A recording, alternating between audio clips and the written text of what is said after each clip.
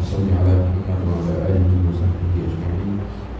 اللهم علمنا ما ينفعنا وانفعنا بما علمتنا وزدنا علما. اللهم حبب إلينا الإيمان وزينه في قلوبنا وكره إلينا الكفر والفسوق والعصيان واجعلنا من الراشدين. أما بعد. Alhamdulillah. Alhamdulillah, insyaAllah tonight we will begin with chapter number 80, Bab al-Fadl man mata lahu al-walad. Bab al-Fadl man mata lahu al-walad. The virtue of one whose child has died. It's essentially small children. Small children. This is what is referred to here.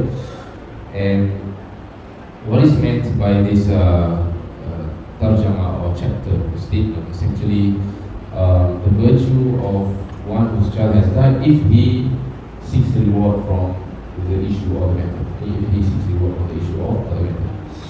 Seeks the reward from Allah subhanahu wa ta'ala. Because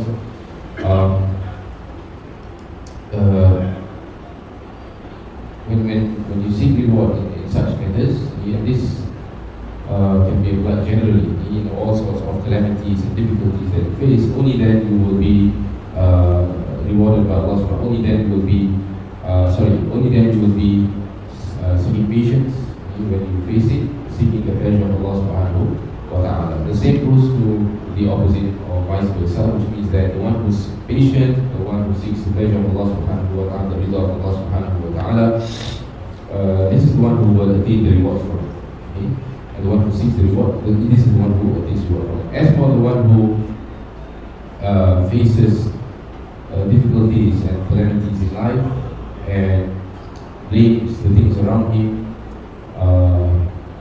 slams the things around him, for example, all of these are prohibited in the Sunnah of Prophet sallallahu alaihi wasallam, such as Latul Qudud, sempat muka, basically beating up yourself, or basically stabbing yourself. This is an expression of you not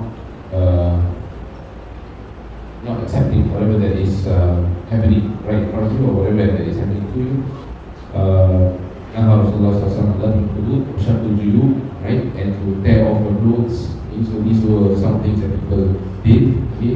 And it's not necessarily that you have to tear your clothes or you have to slap yourself. What it means over here are all these actions and expressions that you are not accepting what is happening to you, okay, in terms of calamity or in terms of difficulty. Okay? So it could be just slamming a door or just banging the table, for example. Okay? All of these can be considered, okay, or can be regarded as what is meant by the Prophet sallallahu alaihi wasallam over here. Okay, but of course we cannot determine which one is much closer than the other. Okay, so not everything is the same, as how not all major sins are the same, not all minor sins are the same, not all rewards are the same, not all duties are the same as well. So in terms of love and wudu, shakul juyu, okay, this is something that is very important to understand. And sometimes you see prohibitions, okay, or commands in things that you are not familiar. Okay, so things which are familiar, for example, we are familiar with prayers, okay, the 5-day prayers, for example. Zakat, things like this. Everybody knows the reward, everybody knows the deed. But in things which we are not familiar in, we cannot immediately think that we naturally know what is the level of the sin, okay, or what is the level of the reward. Okay, because this is very important. First of all, you must have this discipline. Because sometimes when you just learn something and then immediately you think that you understand and know the nature of the deed or the nature of the prohibition, this will affect how you judge in whatever issue that you face. Okay?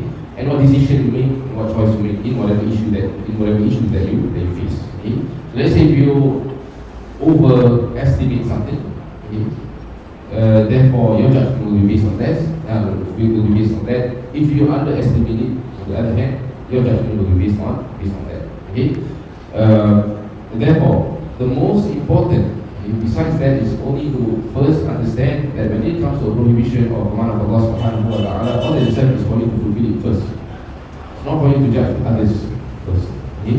It's for you to fulfill it first, okay? and basically achieve it for your own self. Okay? And sometimes the knowledge will come after that. Okay? The knowledge will come after that. Because the acts of worship that Allah subhanahu wa ta'ala has legislated have wisdoms behind it, have meanings behind it, have benefits, have lessons that you should understand from it. Okay?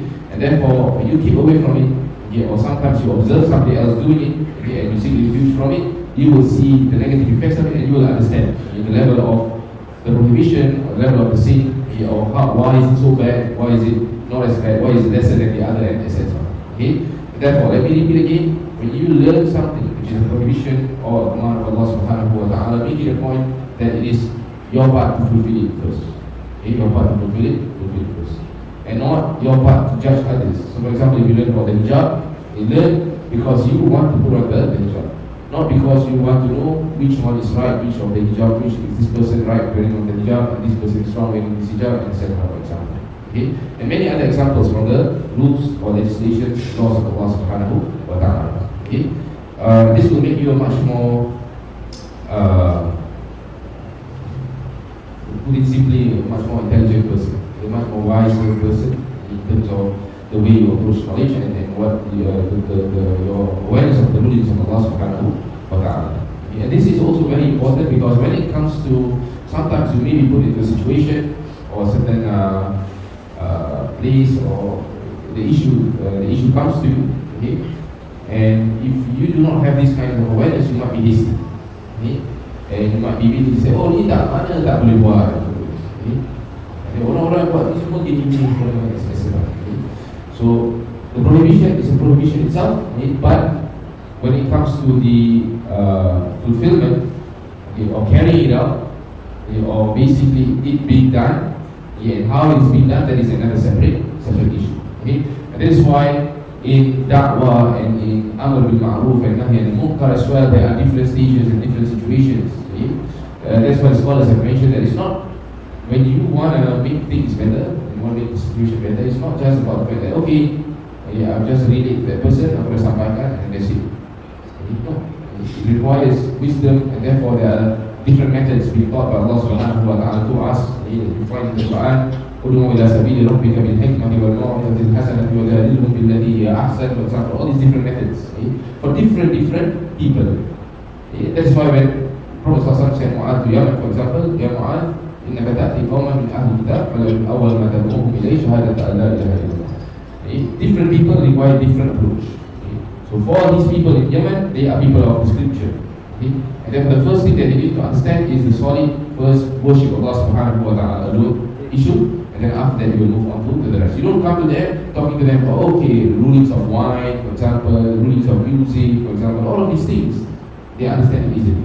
Because the root of the problem is not here. The root of the problem is the way they are worshiping Allah subhanahu wa ta'ala, they are believing in Allah subhanahu wa ta'ala. Okay? So the same goes to other things as well. And sometimes the root of the problem is something that we might not understand. Yeah, that is why the first thing that we need to do and we need to understand is the fulfillment of the commands and keeping away from the prohibitions of Allah subhanahu wa ta'ala. Okay? Setting aside whether you understand it fully, whether you understand it, or the percentage of how much you understand the issue. Okay? It doesn't matter about how much you understand the issue, it's about following the prohibition of Allah, following the commands of Allah and keeping from the prohibitions of Allah subhanahu wa ta'ala first. And later on, Allah subhanahu wa ta'ala will grant you understanding it. Okay? Now, when I say commands and prohibitions of Allah subhanahu wa ta'ala, I say, I'm referring to the things which are clear and accepted by everybody, of course. Okay? Because for example, 5 daily prayers or seeking reward from the calamities that you face, all of these are accepted by everybody. There's no khilaf in this. Okay? In matters of khilaf, you must understand that it's not the same. It requires a different approach. Okay? And that is why I mentioned earlier on, it's also related to what I mentioned earlier on, you yourself. Okay? How are you going to fulfill it, and how are you going to do it, and how are you going to carry it out. Okay? And you cannot put it in the same basket or in the same place as you judging others on whatever that they are doing. Because the ruling may be different according to whatever that they have faced and whatever knowledge that they had seen, they had sought. Okay? And this is where the mazhabs were formed. Actually, this is one of the factors that from the mazhab, because of their references and their resources, in the different resources that they had, and the different judgment that they had towards whatever resources that they had, which is essentially the hadith of Prophet sallallahu alaihi wasallam. But their goal were all the same. What was their goal? To fulfill the sunnah and the way of the Prophet sallallahu alaihi wasallam. Okay? And this is the meaning of following the sunnah of the Prophet sallallahu alaihi wasallam. This is the true meaning of following the sunnah of the Prophet sallallahu alaihi wasallam. It's not about just seeking knowledge and understanding everything. It's about when you know something is from the Sunnah of the Prophet sallallahu alaihi wasallam, you try your best to do it, whether you understand it fully or whether you don't understand it. Okay? Not just about knowing, oh Sunnah ni aku nak tahu Nabi cakap apa pasal benda ni, Nabi cakap apa pasal benda tu. And then when it comes to action and doing it, you fail. Okay? When it comes to marriage, you don't choose husband who's had a deed, for example. When it comes to riba, for example, and you put yourself in it, for example. When it comes to many things that you face in life, you're not following the example of the Prophet sallallahu alaihi wasallam. When it comes to akhlaq, you're far away from the akhlaq of the Prophet sallallahu alaihi wasallam. So mentioning about akhlaq as well, I did mention this, but I just want to emphasize it before we begin this chapter. So the same goes to learning the akhlaq of the Prophet sallallahu alaihi wasallam. Don't treat Al-Adab Al-Mufrad as a very simple subject where it's a adab and moral. It's a good thing. We come here, we learn about things which are good. No, you have to inculcate it in your life, and this is part of following the Sunnah of the Prophet sallallahu alaihi wasallam. Following the Sunnah of the Prophet sallallahu alaihi wasallam is not only just about solat sunat ni macam mana, buat benda tu Sunnah Nabi macam mana. No, it's also part of learning the akhlaq of the Prophet sallallahu alaihi wasallam. Is also something that you have to fulfill. Sunnah Nabi is this is the akhlaq of the Nabi sallallahu alaihi wasallam. Aku kena buat benda ni juga. I have to fulfill this as well. Okay, and this is one of the problems in some. Of course, there are problems everywhere. Okay? Sometimes people are better in this matter, sometimes people are lesser in that matter. But these are some of the issues some people don't face. When they are new, especially when people are new to the Sunnah of the Prophet, they see it as the truth. Okay, and their approach is that okay, this is the truth. You just want to know, and then that's it. Okay?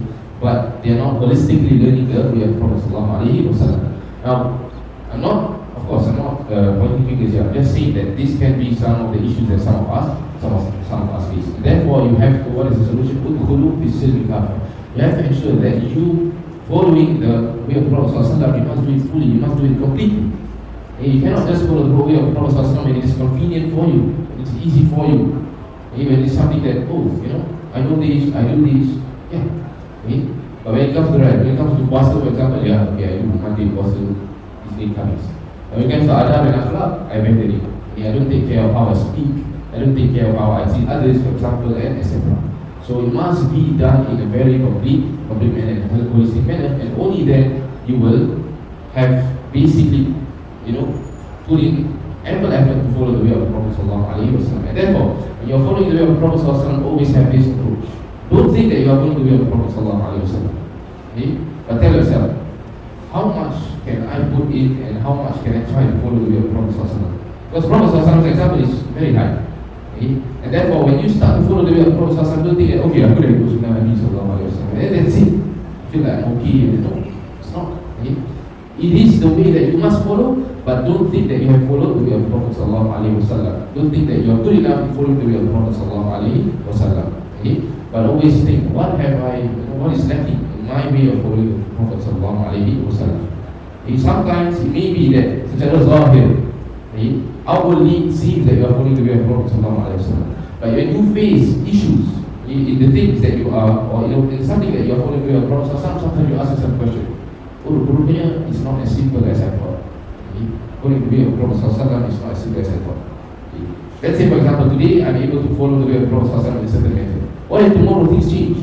Are you going to still follow the way of the Prophet sallallahu alaihi wasallam? I'm going to use the same example, the hijab example. Okay? Today maybe because your family is, it's a good family and everything. And what if, let's say for example, there's this woman, a girl, a family, you get married to someone, you listen to sunnah, and then start wear the hijab. What if suddenly you divorce with this husband? So, this husband, how come you follow the way of the Prophet sallallahu alaihi wasallam, but there are things that I start from him. Allāh, we don't know the reality. But will you be changing the way you are putting on the hijab just because you divorced or just because of what happened to you? Or will you still follow the way of the Prophet sallallahu alaihi wasallam, the way that you dress, no matter what happens to you? And this is just an example, again, it's not pointing fingers to anybody. It's just an example that I can come up with at the moment. And there are many other examples as well. It can happen to males, it can happen to females, it can happen to kids, it can happen to adults. Okay? So, going back to chapter number 80, there are some things related to this chapter as well, which is ihtisab, is seeking reward, and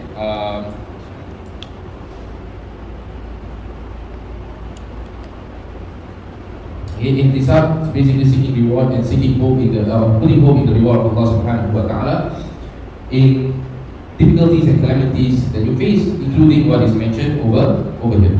And this issue is highly dependent on, or is built upon, the faith of the Muslim in Al-Qadar and Al-Qadar. And this is the most important thing that we need to understand before we proceed to explain about the hadith or the hadith in this, the number of the the hadith in this chapter. Okay? Because all the hadith will be based on this issue, which is your faith in Al-Qadar, the decree of Allah subhanahu wa ta'ala, Qadar and Qadar of Allah subhanahu wa ta'ala. What is decree? Basically what Allah has said for you. Okay? What Allah has said to happen to you in your life and to everybody in their lives and everything that happens in the world. Okay? And you need to understand that things happen, or things are all in the hands of Allah subhanahu wa ta'ala, and things are not in your hands. Okay? And this Iman bil Qadar and Qadar is a foundation. Okay?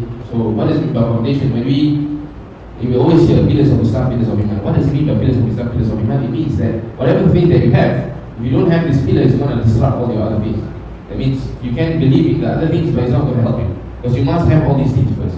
And part of the 6 pillars of Iman is Al-Qadar and Al-Qadar. It's an essential part of a believer, of a Muslim. Okay? So I'll give you an example. If you believe that, everything, that God exists, for example, okay?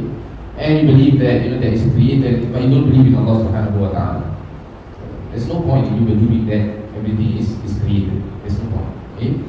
And therefore, or if you believe that fasting is a good thing for a believer, for example, fasting has benefits, and that, Ramadan is a great month, but you don't believe in Allah subhanahu wa ta'ala, will it benefit you? It won't benefit you. So the same goes to the other pillars of Iman as well. If whatever that you learn, you're not going to fulfill it if you don't establish your Iman in Al-Qadar and the Qadar of Allah, the Qadar and the Qadar of Allah subhanahu wa ta'ala. As I mentioned, this is dependent on the fact that you understand that everything is in the hands of Allah, in the hands of Allah subhanahu wa ta'ala. Everything occurs, and everything occurs because of Allah subhanahu wa ta'ala. Okay? And therefore this is not something that is simple. Okay? The belief or the Iman of the person of the Qadar al-Qadar, there is this base Iman, which is, yes, you believe that everything happens because of Allah subhanahu wa ta'ala, but when things, or when you face things, the level of, or your level of faith in that belief in Qadar al-Qadar varies. Okay? That's why some people may be much more patient, some people may be lacking in their patience. Okay? And this is because maybe their Iman in Qadar al-Qadar decreases, or their Iman in Qadar al-Qadar decreases, and as we know, Iman, in the nature of Iman is it increases and decreases. But this does not mean that you don't believe in Qadar and Qadar. Okay? This means that the root, the base is that, yes, you believe in Qadar al-Qadar, but how much or how strong your belief is, that varies.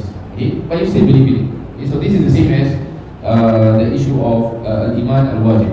Okay? Kamal al-Iman al-Wajib. لا يؤمن أحدكم حتى يحب لأخيه ما يحب لنفسه. If one of you does not believe or is not complete in his faith, until he loves for his brother what he loves for himself. Now, if he does not love for his brother what he loves for himself, does he become a disbeliever? Huh? Does he become a disbeliever? Does he become kafir? No, he does not. Okay? He does not. He does not become a disbeliever. But is his faith okay? His faith is not okay. So this is a similar example over here as well. You still believe in Al-Qadar al-Qadar. You are not a disbeliever because you still believe in Al-Qadar and Al-Qadar. But it could be that your belief, your faith in Al-Qadar al-Qadar is lacking, for example. Okay? So believing in Al-Qadar al-Qadar is dependent on the fact that you believe that everything is in the hands of Allah subhanahu wa ta'ala. That Allah subhanahu wa ta'ala is Allah's right to take whatever that He takes and to give whatever that He gives. Okay? And therefore everything is owned by Allah subhanahu wa ta'ala, and that Allah subhanahu wa ta'ala, everything is arranged, and everything is and things are arranged by Allah subhanahu wa ta'ala as how He wishes and how He wants. Okay?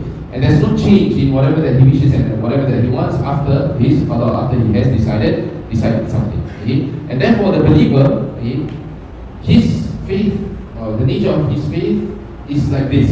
He believes in all of this. Okay? He believes in whatever all of the things that we have just mentioned. And therefore he believes that whatever that happens to him is meant to happen. Okay? Because there's no change, he cannot change that. ما أصابه لم يكن ليخطئه وما أخطأه لم يكن ليصيبه. And if something does not happen to him, however much he wants it, it was not meant to happen to him. It's not going to happen to him, not in the future, not in the past, not in the present, because Allah subhanahu wa ta'ala has decided so.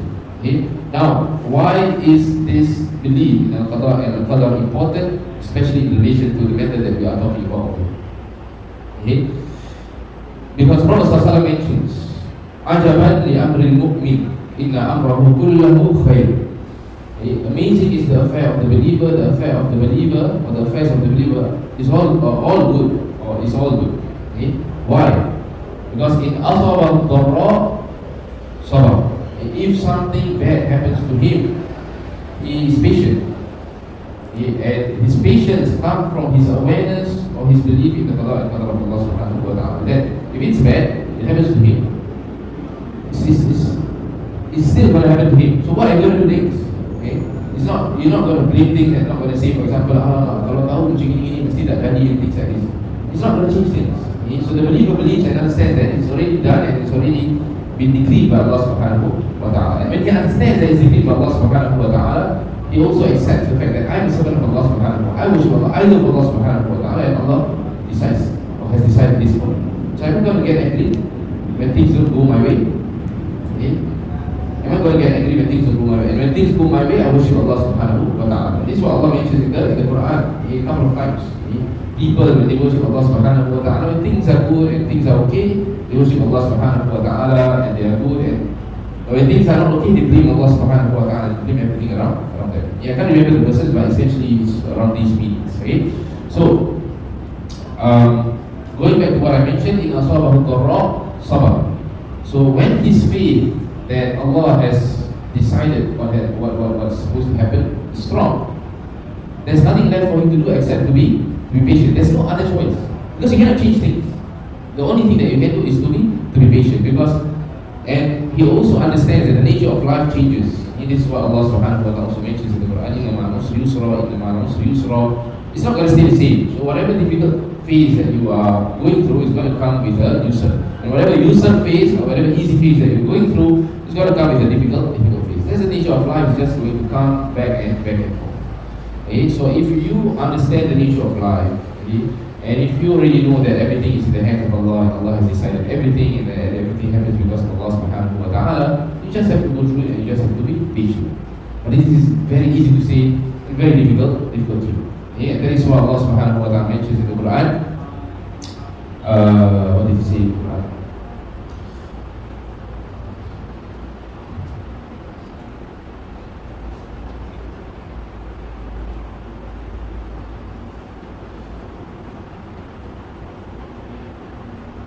About him testing the life. There will be in Surah Al-Baqarah, وَلَنَبْلُوَنَّكُمْ بِشَيْءٍ مِنَ الْخَوْفِ وَالْجُوعِ وَنَقْصٍ مِنَ وَلَنَبْلُوَنَّكُمْ بِشَيْءٍ مِنَ الْخَوْفِ وَالْجُوعِ وَنَقْصٍ مِنَ الْأَمْوَالِ وَالْأَنفُسِ وَالثَّمَرَاتِ. This is definitely going to happen. وَلَنَبْلُوَنَّكُم means emphasis. Definitely going to happen. We will definitely test you. Bishay'in means like, only a little amount, only something. It's not fully, just a little bit. Okay? Shay' min al-khawf, from fear. Okay? Sometimes fear of your own family, fear of your own wealth, shay' min al-khawf, fear of things, other things as well. Shay' min al-khawf wal-ju', hunger. Okay? Sometimes there's not enough food at home, I'm going to complain, I'm going to get angry, for example. Okay? Or I'm just going to say, for example, today, let's fast. Tomorrow maybe I'll find some food. Okay? وَنَقْصٍ مِنَ الْأَمْوَالِ. Sometimes there is a decrease in wealth. وَنَقْصٍ مِنَ الْأَمْوَالِ. So sometimes when your wealth is okay, you're okay, of course. Okay? But what if when there is a decrease in wealth? What are you going to do? I'm going to say, for example, this cannot happen. For example, what's going to happen to my future? What's going to, etc. And therefore you turn away from Allah subhanahu wa ta'ala, turn away from asking Allah subhanahu wa ta'ala, and put in full effort, maximum effort in determining your wealth, in the future of your wealth, for example. Naqsi min al-amwal wal-anfus, and sometimes anfus, souls or lives.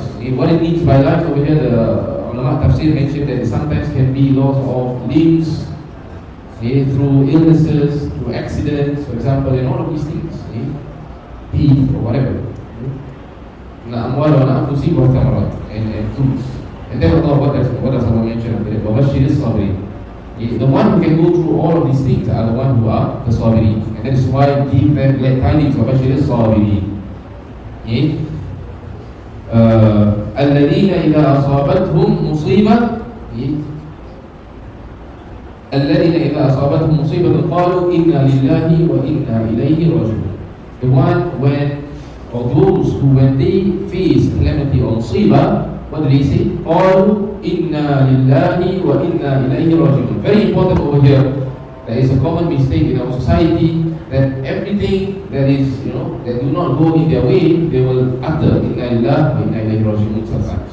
Okay? Or in a much more common example is something that he heard the bad news in his opinion. Sometimes it's not the bad news, but sometimes the bad news in his opinion immediately mentions inna lillahi wa inna ilayhi raji'un. And sometimes it can be a mistake. Now why is that so? Because you need to understand what does it mean by inna lillahi wa inna ilayhi raji'un. You need to understand the statements that you utter. Okay? Because if not, you will be like a parent.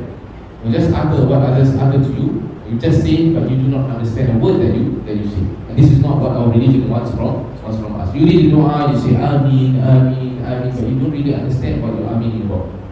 Okay? For example. Or you read certain du'as, you read certain phrases and you don't understand what phrases that you read. Okay? And therefore, so this is not, again, it's not a judgment, it's not to judge all of you, but as an awareness, we need to move to understand the things that we say, and to understand what we do when it relates to our faith, when it relates to our religion, especially the words that we speak. Can you recite the Quran and you don't understand a single thing that you say? How are you going to benefit from the Quran? Okay? It's not going to work that way. You're going to khatam the Quran and read the Quran and then just don't understand a single thing that Allah says. These are God's words, these are Allah's words. They cannot mean nothing. Okay? So, inna lillahi wa inna ilayhi raji'un. What does it mean by inna lillahi wa inna ilayhi raji'un? Inna lillahi means all of us are servants of Allah subhanahu wa ta'ala. We are for Allah. All that we do is for the sake of Allah subhanahu wa ta'ala. Inna salati wa nusuki wa mahyaya wa mamati lillahi rabbil alamin.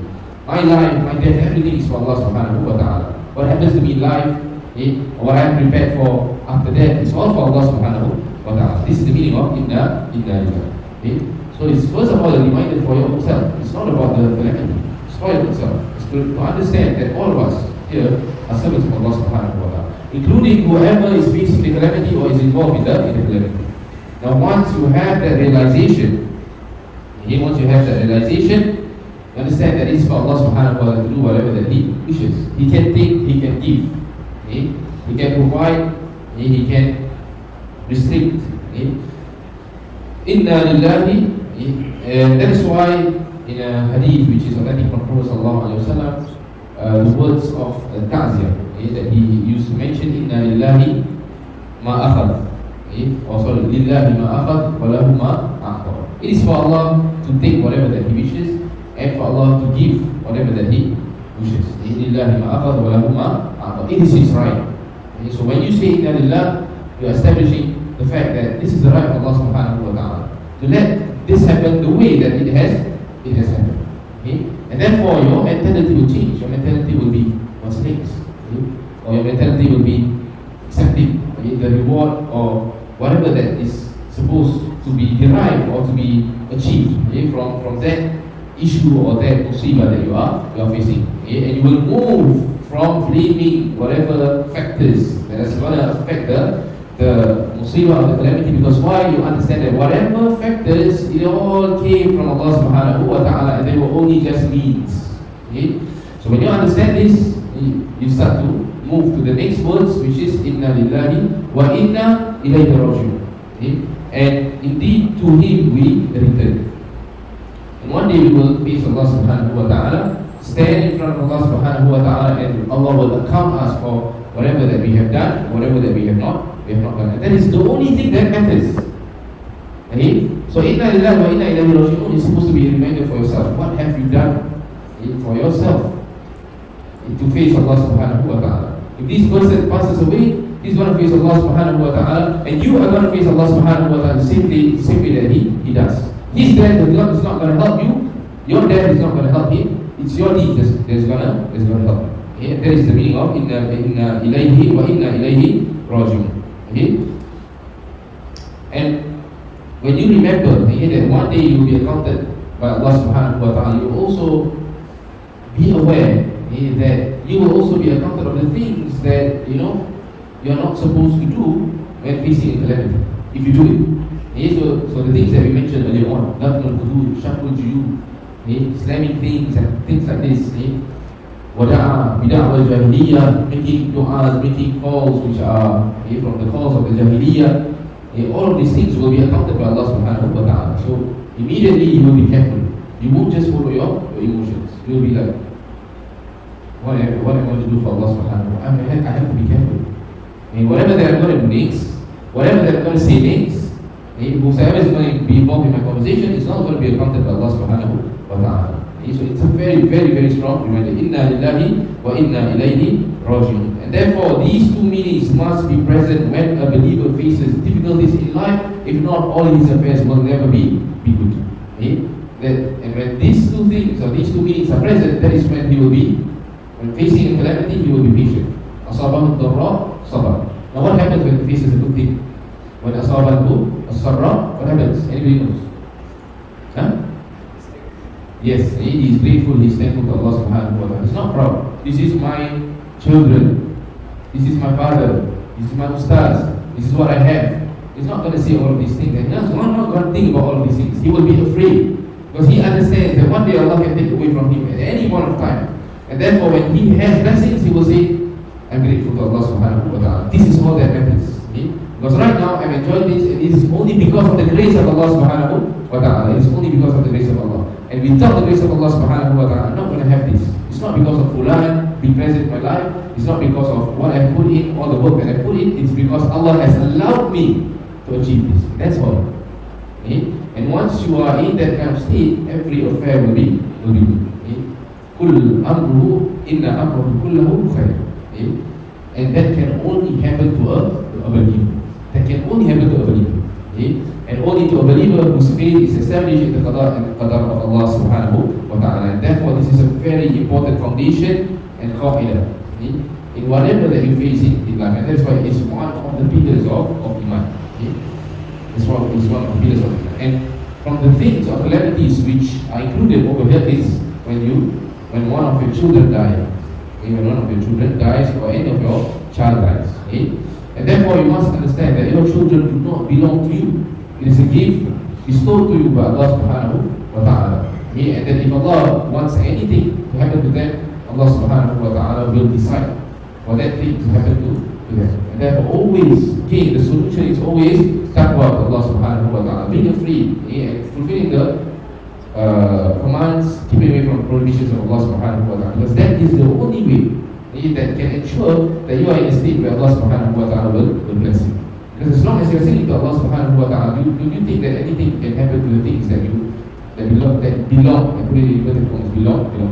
Because this is the approach that people have. When they have children, they feel that the children belong to them. Yet sometimes their actions reflect this. When they have people around them, they think that the people around them will be there for a very long time. Their parents will always be there to help them, for example. When you understand that Allah subhanahu wa ta'ala can take them at any point of time. So are you going to depend on them? Are you going to depend on Allah subhanahu wa ta'ala? Or are you going to think that the people around you belong to you, or they belong to Allah subhanahu wa ta'ala? And this is the fruits of believing in the qadar and the qadar of Allah subhanahu wa ta'ala. Therefore, you will be able to give everything is due right from this foundation. If this foundation is not established, the right will not be established. Understand? You will be exceeding the boundaries of Allah subhanahu wa ta'ala without you realizing. Because sometimes you will be following your emotions when it comes to your interactions with the people around you. But when you understand that everything belongs to Allah subhanahu wa ta'ala, you will say, what is my responsibility in this matter? What have I not given? What have I not done? What am I supposed to do? My wife, my children, my parents, for example. It's not about what they want, it's about what Allah subhanahu wa ta'ala wants. So the first hadith over here, عن أبي هريرة رضي الله عنه أن رسول الله صلى الله عليه وسلم قال لا يموت لأحد من المسلمين ثلاثة من الولد فتمسه النار إلا تحلة القسم. حدثنا إسماعيل قال حدثنا مالك عن ابن شهاب عن ابن المسيب عن أبي هريرة رضي الله عنه. So this hadith, Abu Hurairah رضي الله عنه said, the Messenger of Allah صلى الله عليه وسلم said, no Muslim who has had 3 of his children die young will be touched by the fire, the hellfire.